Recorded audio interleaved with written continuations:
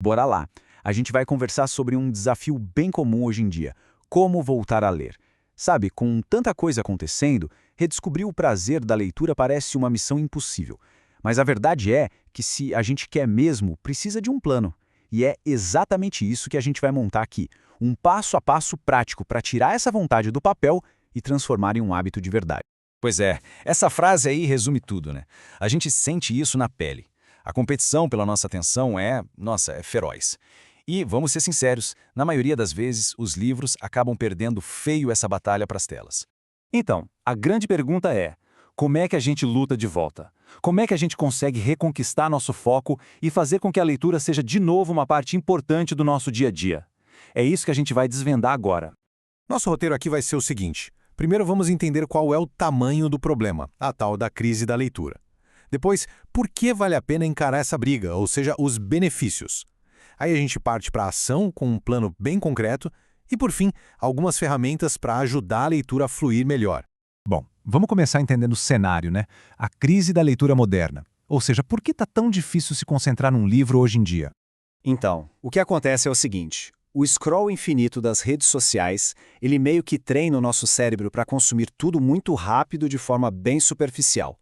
A gente passa o olho e já vai para a próxima coisa. E tem mais, né? Com a inteligência artificial resumindo tudo para a gente acaba meio que terceirizando o nosso pensamento. Isso pode atrofiar a nossa capacidade de mergulhar em um argumento mais complexo, sabe? E o resultado é uma dificuldade cada vez maior de extrair o significado real de um texto. Ok, o cenário é desafiador, a gente já entendeu. Mas então, por que vale a pena o esforço? Vamos focar agora na motivação. Por que, afinal, a gente deveria lutar essa batalha? Quais são as recompensas de verdade? São muitos, muitos benefícios mesmo, mas a gente vai focar em 6 que são, assim, super importantes. E olha só que lista poderosa. Ler desenvolve o pensamento crítico, deixa a mente mais afiada. Sabe quando a gente acompanha uma trama complexa ou um argumento bem construído? É um baita exercício. É claro, uma forma incrível de aprender coisas novas. E não para por aí. Ajuda a relaxar, a desacelerar, acende a nossa imaginação e pode ser aquele empurrãozinho para a gente quebrar outros hábitos ruins, tipo ficar horas no celular sem nem perceber. E essa comparação aqui é perfeita. Pensa bem, relaxar com uma tela geralmente agita a gente, né? A luz, o som, a rapidez, tudo é feito para prender nossa atenção. Já o livro é o oposto. É um convite para desacelerar. Ele acalma, deixa a imaginação voar solta para criar os cenários, os rostos.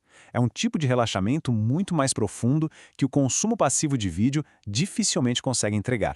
Muito bem, agora que a gente já está com a motivação em alta, é hora de botar a mão na massa. Como é que a gente transforma essa vontade de ler num plano que funciona de verdade? Vamos começar com os 2 primeiros passos: metas e tempo. Essa definição é fundamental. Hábito de leitura é uma habilidade. Pensa nisso como, sei lá, ir para a academia ou aprender um esporte. Não acontece do nada, né? Precisa de intenção, de prática, de consistência, principalmente naqueles dias em que a gente está com preguiça. É esse esforço no começo que constrói o músculo, sabe? Até que uma hora vira algo natural, que a gente sente falta.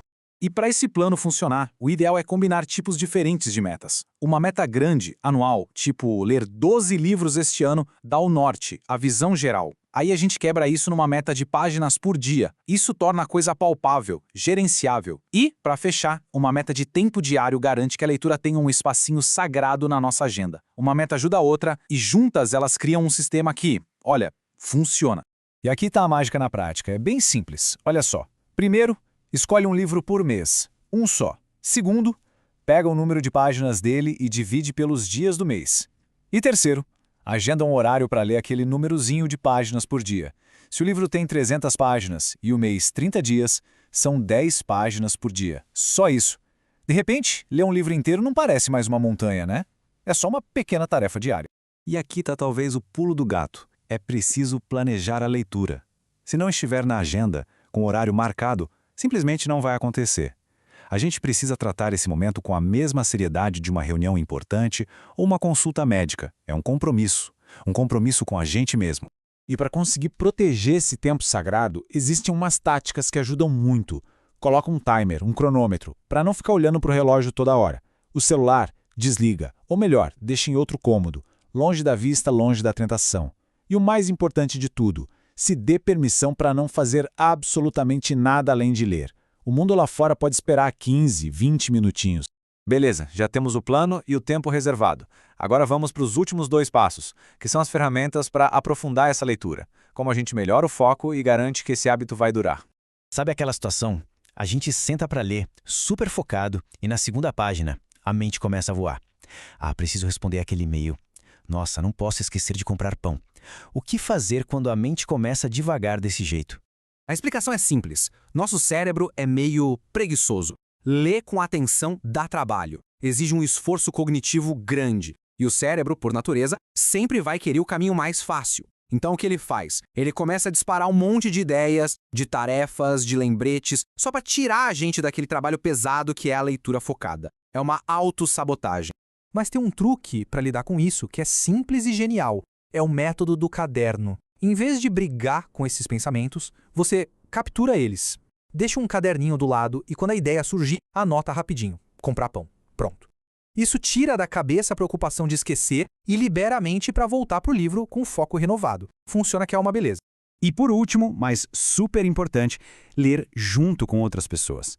A leitura pode ser algo solitário, sim, mas quando a gente compartilha a experiência, ela fica muito, mas muito mais rica. Cria uma responsabilidade, sabe? Um incentivo a mais. E transforma tudo numa coisa social, divertida. E não precisa ser nada complicado. Que tal dar uma cópia do livro que se está lendo para um amigo? É um convite super direto. Ou, por que não, começar um clube do livro em família? Uma ótima desculpa para todo mundo se conectar. E claro, a internet está cheia de grupos de leitura conjunta. Opção não falta. E essa frase final fecha com chave de ouro. As experiências ganham vida quando a gente pode falar sobre elas. E com a leitura é a mesma coisa. É na conversa, na troca de ideias, que os conceitos do livro realmente se fixam na nossa mente e ganham novas dimensões. E é isso, chegamos ao fim do nosso guia. O plano tá aí, as ferramentas também. Agora, a única pergunta que realmente importa é: qual vai ser o primeiro livro da lista?